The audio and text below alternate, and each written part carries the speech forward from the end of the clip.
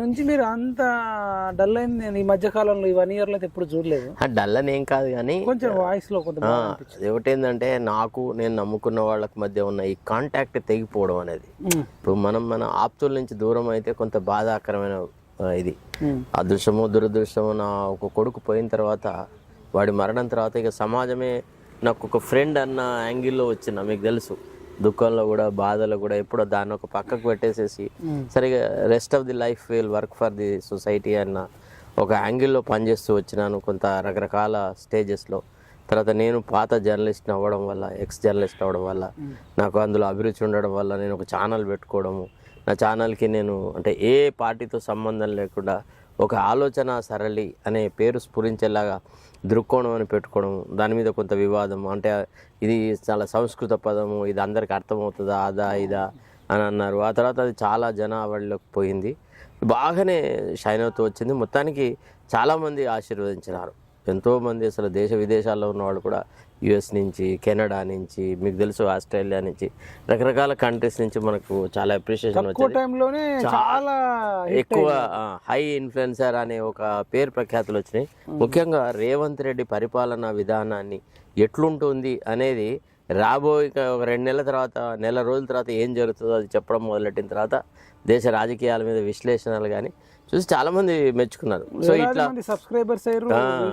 Viral అయినా చాలా బాగా జరుగుతున్నాయి. సో ఈ దశలో కక్ష కట్టి ఇప్పుడు ప్రాబ్లం ఏంటంటే మన వాళ్ళే మనకు ద్రోహం చేస్తే ఎంత బాధ అవుతుంది అనేది ఒక ఆలోచన సరళి. అంటే నాకు తెలిసిన వ్యక్తి ద్వారానే ఇది జరిగింది అనేటువంటి విషయం సైబర్ పోలీసులు చెప్పినారు.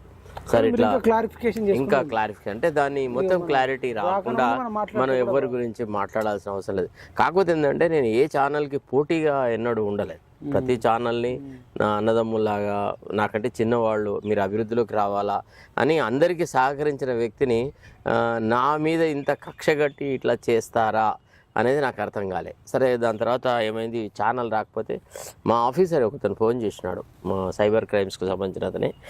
సార్ ఈరోజు మీ ఛానల్ రాలేదేంటి సార్ అని అన్నాడు. అసలు మొత్తం ఏం కనబడట్లేదు అని అంటే అప్పుడు నేను అలర్ట్ అయ్యి అన్నీ చూసుకుంటే ఇంక్లూడింగ్ నా ఈ మెయిల్తో సహా హ్యాక్ చేసినారు. ఇప్పుడు వాళ్ళు నాకు మెయిల్ ఐడి లేదు.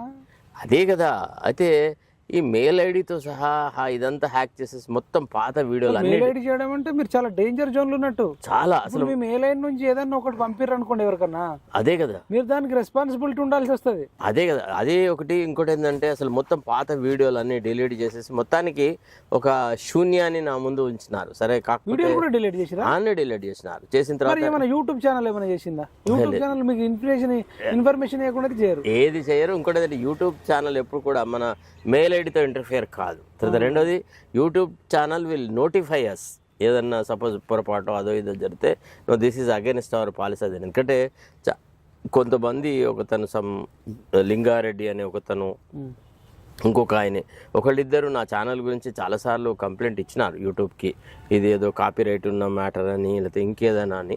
అంటే నేను వాళ్ళు యూట్యూబ్ వాళ్ళు నాకు క్వశ్చన్ రేజ్ చేస్తే నేను దానికి చాలా సావధానంగా సమాధానాలు ఇచ్చి అప్పటిదప్పుడే దాన్ని క్లారిఫై చేసేసిన.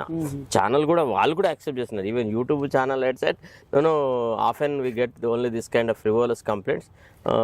Here and after we're not concerned about all these things unless there is an exact copyright అని చెప్పి. ఒకసారి నేను నా కాన్వర్జేషన్లో ఒకటి భూమి కోసం అనే సినిమాలోది ఒక పాటకి సంబంధించి ఎవరో వస్తారని ఏదో చేస్తారని ఎదురు చూసి మోసపోకుమా అనే ఒక పాటని దాన్ని పెట్టిన తర్వాత నాకు యూట్యూబ్ వాళ్ళు ఏం రేజ్ చేసిన అంటే, it seems it is song from some film కాబట్టి you are not suppose to use it అని అంటే నేను ఇమీడియట్ దాన్ని డిలీట్ చేసిన. సో నాకు I had a very good rap with the YouTube team. నాకు అట్లాంటి ఇష్యూస్ ఏం లేదు. చేస్తారు, చేయకుండా అట్లా చేయరు. మొత్తం ఇంపార్టెంట్ కాదు అసలు. యాక్చువల్లీ నా దృక్కోణం ఛానల్ అనేది అసలు తెరమరుగైపోయింది, మొత్తం కంప్లీట్గా లేకుండా చేసి పారేస్తున్నారు. వీడియోలో కనబడట్లేదు, ఒక్క వీడియో లేదు, ఒకటే. దానికి ఇంకా వాళ్ళు ఏదో వేరే కొత్త పేరు పెట్టుకున్నారు. అంటే ఈ దృక్కోణం ఛానల్ అని ఇప్పుడు పాత వీడియోలు ఏదన్నా ఉంటే ఫర్ ఎగ్జాంపుల్ మన దృక్కోణానికి సంబంధించి దాని మీద మీకేమొస్తుంది అంటే ఏదో మ్యాక్సీ ఏదో అని ఒక పేరు పెట్టినారు నిన్న నుంచి. ఇప్పుడు అది ఎవరు పెట్టినారో అర్థం కాదు. ఇప్పుడు ఫర్ ఎగ్జాంపుల్ దృక్కోణం పాతది ఒక చేసి పెడతారు. కారణం ఏంటి అంటే ఈ బీసీ కుల చెప్పండి సార్. అయితే మంత్రి మాట్లాడుతున్నప్పుడు కేవలము నెహ్రూ కుటుంబం మీద ఒక రకమైనటువంటి అయితే వాళ్ళు ఏం చేస్తున్నారంటే కావాలని ఇవి మొత్తానికి ఒక వేరే పేరు పెట్టేసేసి ఇది వేరే వ్యక్తిలా ఈ ఛానల్ పేరు దృక్కోణం ప్లస్ ఇంకో పేరు పెట్టినారు. ఆ దృక్కోణం channel is created by that agency అన్నట్టుగా సృష్టించినారు అనమాట. సో నేను కుట్రలేదు సార్. అదే మీరు చేసేది పార్ట్ టైం. అఫ్ కోర్స్ కొంత మార్నింగ్ న్యూస్ చేసేది ఎఫెక్టివ్ ఉంటుంది అనుకోండి, కానీ మీరు ఫుల్ టైం అయితే చేయలేదు. ప్లస్ నాకు అంత టైం కూడా లేదు. నాకు న్యాయవాద వృత్తిని వదిలేటి ఇవన్నీ చేయాలనే ఉద్దేశం లేదు. సరే ఏది ఏమైనా కానీ నాకు మళ్ళీ వితిన్ 24 అవర్స్లో నేను మళ్ళీ దృక్కోణం టీవీ అనే సేమ్ అదే దాంతో మళ్ళీ ఇంకొక ఛానల్ క్రియేట్ చేసి ఈరోజు ప్రోగ్రామ్ కూడా చేసినాను నేను. ఈరోజు యాక్చువల్లీ చాలామంది చాలా అంటే చాలా ఒక ట్రెమండస్ రెస్పాన్స్ వచ్చింది. ఈ ఛానల్కి ఇట్లా చేసినారట అని అన్నప్పుడు వాళ్ళు they felt very sad and many of them have identified ఎవరు చేసి ఉంటారు అనే దాని మీద గెస్ వర్క్ కూడా చేసినారు. సరే ఇది పోలీస్ ఇన్వెస్టిగేషన్లో ఉన్నది కాబట్టి ఈ దేశంలో ఏమో వాళ్ళు చెప్పినారు ఒక 4-5 డేస్లో మేము స్పష్టత ఇచ్చడే కాదు, అసలు ఎవడు హ్యాక్ చేసినాడు, ఏ ఉద్దేశాలతో చేసినాడు, కేసు పెట్టాల్సిందే. వాడిని శ్రీకృష్ణ జన్మస్థానానికి పంపకుంటే నేనెందుకు సార్? వాడి బతికేందో నేను తేలుస్తా. వాడెవడు, వాడి మూలాలేంది, వాడి సపోర్ట్ ఏంది ఇచ్చినాను. ఒకవేళ ఇక మరి వాళ్ళు చేయలేకపోతే మనం చేయగలిగింది కూడా ఏం లేదు. ఒకవేళ అంటే నామ్ నిషాన్ అంటూ ఏది లేదు. ఇప్పుడు క్లూ అనేది లేకుండా చేసినారు. ఈ హ్యాకింగ్ అనేది చాలా సోఫిస్టికేటెడ్గా చేసినారట. అసలు వీడు దేని నుంచి పోయినాడు, ఏ రకంగా చేసినాడు అనే మూలాలు ఏవి లేకుండా చేసినాడు అనమాట. నిన్న one of our officers was very surprised. ఆయన కొంత వెరిఫికేషన్ చేసిన తర్వాత సరే సార్ ఇది మేమైతే వీఆర్ రియలీ సర్ప్రైజ్, మేము చాలా కేసులు చూస్తుంటాం కానీ ఇట్లాంటి కేసు ఎప్పుడు చూడలేదు. Anyway we're in the job sir, మీరు don't worry, will take care of it, you are useful citizen అది ఇదని చాలా బాగా నాకు సపోర్ట్ చేసినాడు మా ఆఫీసర్ ఒక అతను. చూద్దాం, let us see what happens. అయినా ఒక దీర్ఘకాలికంగా మనం ఒక వ్యవహారం చేయాలనుకున్నప్పుడు, ఒక పోరాటం చేయాలనుకున్నప్పుడు ఇట్లాంటి అవరోధాలు కామన్. మైపాల్ మీరే అనేక మంది యూట్యూబ్ ఛానళ్ళకి ఇబ్బంది అయితే మీరు ఇంకా నలుగురికి చెప్పేటప్పుడు వాళ్ళ ఛానల్లోంచి కొన్ని ప్రోగ్రామ్స్ తీసేస్తే హైకోర్టులో కేసులు వేసి మళ్ళా వాళ్ళ ఛానళ్ళలో ఆ కార్యక్రమాలు వచ్చేలాగా చేసిన, ఈవెన్ జడ్సన్ గారిది కానీ ఇతరులది కానీ. బట్ ఎనీవే చూద్దాం. ఇప్పుడు ఏంటంటే మరి గవర్నమెంట్కి కూడా యూట్యూబర్స్ అంటే కొద్దిగా చిన్న చూపు ఉంది. యూట్యూబర్లు అంటే గోటంగాళ్ళు అది ఇది అట్లా ఇట్లా అని. మరి గవర్నమెంట్కు మేలు చేసే ఉద్దేశంతోనా లేకపోతే ముఖ్యమంత్రిని బాగా విమర్శిస్తున్నా ధోరణితో మరి కాంగ్రెస్ పార్టీకి చెందిన వ్యక్తులు స్పష్టత రావాలా. ఏది రాకుండా ఎవరి మీద మన్నుపోయడం కరెక్ట్. మీ మీద వ్యక్తిగతంగా కక్ష ఉందా తెలియాలి కదా. తెలియాలి. ఇప్పుడు అన్ని తెలుస్తాయి. ఇప్పుడు ఇన్వెస్టిగేషన్లో తేలని విషయం అంటూ ఏది ఉండదు. చూద్దాం ఏం జరిగినా దాన్ని we have to face it. That's all. అది మాట్లాడుతూ ఇంకో విషయం కూడా చెప్పారు నేను యూట్యూబ్లో మీ ఛానల్లో. నేను షాక్ అయినా. అసలు మీకు కొన్ని సంవత్సరాల క్రితం మీరు లక్డీ కపూర్లో ఉన్నప్పుడు మీకు కరెంట్ షాక్ ఏదో అయినట్టు, అసలు ఇక కోమోలకు ఒక 1 year వేళ్ళు కూడా 2 వేళ్ళు మొత్తం ఇట్లా వంకరైనాయి. స్టోరీ ఆ రోజు ఏం జరిగింది అసలు? ఏం లేదు, నేను ఆఫీస్ని కలరింగ్ చేయించిన మొత్తం కంప్లీట్ గా. కలరింగ్ చేయించినప్పుడు అవన్నీ మోడల్ లక్డీ కపూర్లో మోడల్ ఉంటాయి బోర్డ్స్ ఎలక్ట్రికల్, దాదాపు 10-15 ఏళ్ళ క్రితం అయి ఉంటుంది. అయితే అది ఏంటంటే బోర్డ్స్ అన్నిటి మీద పెయింట్ అంటుంది అని చెప్పి వాడు ఆ బోర్డ్స్ అన్ని తీసేసి ఒక చిన్న బాత్రూంలో ఒక చిన్న లైట్ లాగా ఉంటుంది అనమాట. అది ఒక చిన్న దీంట్లో ఉంటుంది, గది మన గూడ్ లాంటి దాంట్లో ఉంటుంది అనమాట. దాని మీద పైననేమో ఒక గ్లాస్ ఉంటుంది. ఆ గ్లాస్ ఇట్లా పక్కకు జరిపితే అసలు దీనిలో కూడా చేశాడు ఇది పెయింటింగ్ అని చెప్పి నేను ఆ గూట్లో చేపెడితే ఆ 2 వైర్లు ఇంకో ఈ రింగ్ ఫింగర్కి ఈ చిన్న ఫింగర్కి ఇట్లా చుట్టుకొని మొత్తం కంప్లీట్గా షాక్ అనమాట. అసలు ఎట్లా అంటే బాడీ ఒక పూరిలాగా ఉబ్బింది. అసలు అన్కాన్షియస్ అయి పడిపోయే ముందు ఆశాని మొత్తుకున్నా మా పని మనిషిని. ఆమె పని చేసుకుంటుంటే దన్నుమని వచ్చింది. నేను ఇట్లా విలవిల కొట్టుకోవడం చూసేసి మాకు ఒక మాస్టర్ స్విచ్ ఉంటుంది, అది ఆఫ్ చేస్తే ఫ్రిడ్జ్ తప్ప మిగతా అన్ని ఆగిపోతాయి అనమాట. దన్నుమని వచ్చేసి అది ఆఫ్ చేసింది అనమాట. ఆఫ్ చేసి అది నన్ను ఇట్లా విసిరేసింది కమ్మోట్ మీద. ఇక్కడ ఈ నడుముకు ఒక చిన్న హెయిర్ లైన్ ముందే తెలుసా? లేదు, తెలియదు. నేను అంటే ఆ మొత్తుకునే తీరును బట్టి ఆ సార్కి ఏదో సమస్య వచ్చిందని ఇట్లా హఫ్లో ఉరికొచ్చింది అనమాట. కింద మెట్ల మించి, మాది ఫస్ట్ ఫ్లోర్లో ఆఫీస్ ఉంటుంది, ఉరికి వచ్చి నన్ను చూసేసి ఇమీడియట్గా స్విచ్ ఆఫ్ చేసింది. ఇది కరెంట్ షాట్ అని.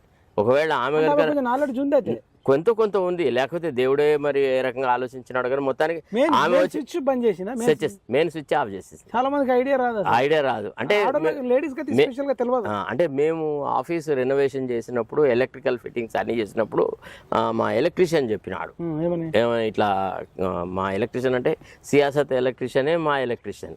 అయితే అతను చెప్పినాడు, ఇదొక सोप बंद करना नहीं चाहे तो खाली आप जाते जाते लास्ट में ये स्विच ऑफ करे तो एक्सेप्ट రిఫ్రిజిరేటర్ పూరా బంద్ హో జాతే అని చెప్పినాడు. పనామకి విషయం చెప్పినాడు, రోజు ఒకవేళ సార్ మర్చిపోయినా కానీ నువ్వు ఈ పని చేయాలా అని. సో ఆమెకి ఆ ఒక్కటి మాత్రం తెలుసు. దాన్ని మనం ఏం చేసింది, ఆ స్విచ్ని ఆఫ్ చేసేసింది. చేయడంతో నేను ప్రావిడెన్షియల్ సేవ్డ్ అనమాట. దాదాపుగా నేను ఒక 3-4 నెలలు చాలా కష్టపడ్డా. నన్ను అంటే ఒక హోల్ డే ఇంటెన్సివ్ కేర్ యూనిట్లో ఉంచినారు. అంటే ఆల్మోస్ట్ ఇది పునర్జన్మ అనుకోవాలి. అంటే నేను మృత్యు ముఖంలోకి పోయి అసలు మృత్యు తలుపు తట్టి బయటకు వచ్చినా అని చెప్పొచ్చు. సో ఎప్పుడు చెప్పలే, ఎవరికి అవసరం లేదు, నా వ్యక్తిగతమైన విషయాలు అవసరం లేదు అన్నట్టు. అందుకే నేను ఎప్పుడు పబ్లిక్లో ఎవరి దగ్గర పోయి హోటళ్ళలో అక్కడిక్కడ భోజనం చేయాలన్నప్పుడు నేను స్పూన్తో తింటాను, ఎందుకంటే నా ఈ వేళ్ల నుంచి జారిపోతుంది భోజనం. సో నేను తినేటప్పుడు కూడా కొంత అంటే ఇది కనపడుతుంది, ఆ లోపం అనేది కనపడుతుంది అన్నమాట. So that's why normally I don't enjoy all that. So ఇది నా లైఫ్కి సంబంధించిన, అందుకే నేను పట్టించుకోలేదు.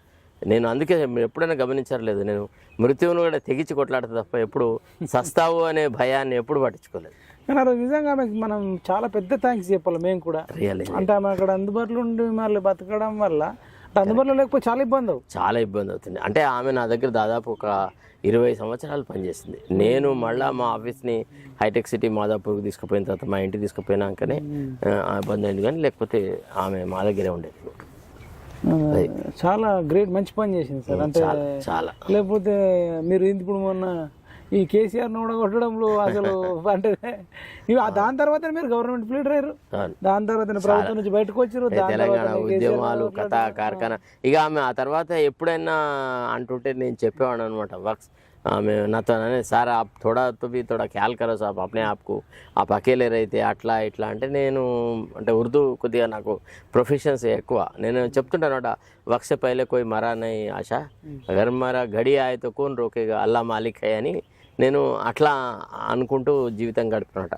ఎప్పుడు కూడా ఇట్లాంటి చిన్న చిన్న విషయాలు పట్టించుకోలేదు. So even the other day ఎప్పుడైతే వీళ్ళు హ్యాక్ చేసేసి నా మొత్తం ఛానల్ని నామరూపాలు లేకుండా చేసినారో, అప్పుడు నేను అనుకున్నాను, అమ్మ నామరూపాలు లేకుండా చేయడం అంటే గిట్ల ఉంటుందా అని అర్థం చేసుకున్నాను అనమాట. సరేలే, it's all right, we will rejuvenate, మళ్ళీ ప్రకృతి అనేది ఇంకా కొత్త అవకాశాలు కల్పిస్తుందని దాన్ని పట్టించుకోవాలి. ఇప్పుడు మీరు శరత్ సార్ అంటేనే బ్రాండ్ ఛానల్, మీరు ఈడ నిలబడితే ఇప్పుడు ఇదే వాయిస్, ఇదే ఛానల్. అంటే మీరు అనుకుంటే ఇప్పుడు 20 ఛానళ్ళు వస్తాయి, క్యూ కడతాయి, అంటే ఇంటర్వ్యూ తీసుకోవడానికి కానీ లేదానికన్నా. మీకున్న బిజీ టైంలోనే ఇప్పుడు మనకే ఇంటర్వ్యూగా చాలా రోజులు అవుతుంది. అంటే బిజీ ఉండి మీరు పొద్దున ఏంటంటే ఇంట్లోనే కాబట్టి మీరు మాట్లాడే వెళ్ళిపోతారు. అది ఎందుకంటే ఏంటంటే దానికి ఆ ఛానల్ క్రియేషన్కి మా బాబు కారణం. మా బాబు పేరు మీద ఆ ఛానల్ అది అతను చేసినాడు కాబట్టి అతని కార్యక్రమాన్ని సగంలో ఆపొద్దు, అట్లనన్నా నేను మా బాబుని రోజు తలుచుకుంటూ ఉండొచ్చు అన్న ఒక ఆకాంక్షలో దాన్ని ఆ రకంగా ప్రజాసేవకు మాత్రం ఉపయోగించాలి. అందుకే నేను ఎవరి దగ్గర చిల్లి పైసలు తీసుకోలేదు, ఎవరిని సబ్స్క్రైబ్ చేసుకోమని, లైక్ చేసుకోమని ఎన్నడూ అడగలేదు. అసలు ఆ టాపికే రాకుండా. కానీ ఇప్పుడు మరి సబ్స్క్రైబర్స్ అంతా ఫీల్ అవుతుంటారు కదా, నోటిఫికేషన్ రావట్లేదని. ఇప్పుడు చూడండి, ఒకటి క్రమక్రమంగా తెలుసుకుంటారు. ఇప్పుడు కొంతమంది, చాలా మంది దాదాపు నిన్న నుంచి నోటిఫికేషన్ వెళ్ళదు, కొందరికి తెలియవచ్చు, చాలా మంది తెలియదు. నిన్న నుంచి చాలా మంది కాంటాక్ట్లోకి వస్తున్నారు, నా వాట్సాప్ నెంబర్కి మెసేజ్లు పెడుతున్నారు, కొందరు నాతో మాట్లాడుతున్నారు. వాళ్ళు కొందరేమో మేము అన్నీ చేస్తాం సార్ అంటే ఈ ఛానల్ని కొద్దిగా ఇంప్రూవ్ చేయడానికి కొంతమంది ఉపయోగపడ్డారు నాకు. వాళ్ళకి ఈ విషయం తెలిసిన తర్వాత వాళ్ళే అన్నారు అనమాట, సార్ అదెంతసేపు సార్, మళ్ళీ మిమ్మల్ని ఏ స్థాయిలో ఉండారో అంతకంటే డబుల్ స్థాయికి తీసుకెళ్తాం. ఇప్పుడు it is not a fight between you and him, it is a fight between us and them, we will see sir, ఎన్నిసార్లు హ్యాక్ చేస్తారో చేయండి, మేము ఇంకా సేఫెస్ట్ మెకానిజంలో చేస్తామని చెప్పి వాళ్ళు ట్రై చేస్తూ ఉన్నారు. చూడాలి ఏం జరుగుతుందో.